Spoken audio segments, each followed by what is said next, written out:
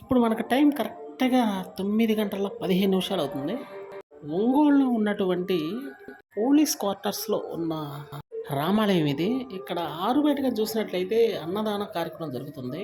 ఇక్కడ గాలి మాత్రం ఎక్స్‌ట్రార్డినరీగా ఉందనే చెప్పాలి. ఏసీ రూమ్స్ సైతం పనికిరానటువంటి పరిస్థితి ఇక్కడ. అంత అద్భుతంగా ఉందనమాట.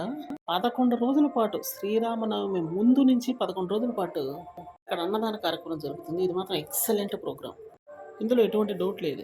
జనరల్‌గా భోజనం అంటే ప్లేట్‌ల్లో తింటాం, బఫేల్లో తినటం కూడా జరుగుతుంది. కానీ ఇక్కడ మాత్రం ఓపెన్ ప్లేస్‌లో కింద కూర్చొని మరీ తినొచ్చు. ఎందుకంటే అక్కడ ఫ్రెష్ ఎయిర్ ఉంటుందనమాట.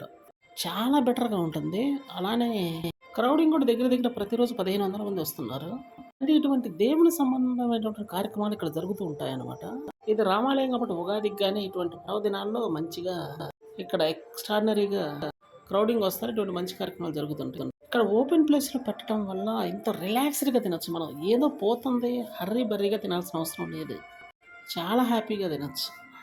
సో, కాబట్టి మీరు నెక్స్ట్ ఎప్పుడైనా ఒంగోలు గాని వచ్చినట్లయితే మీరు ఖచ్చితంగా ఈ గుడికైతే వెళ్లి తీరాలి. ఎందుకంటే కొన్ని సంవత్సరాల చరిత్ర ఉన్నటువంటి గుడిది. సో, కాబట్టి ఎప్పుడైనా వస్తే ఖచ్చితంగా విజిట్ చేయడానికి ప్రయత్నించండి.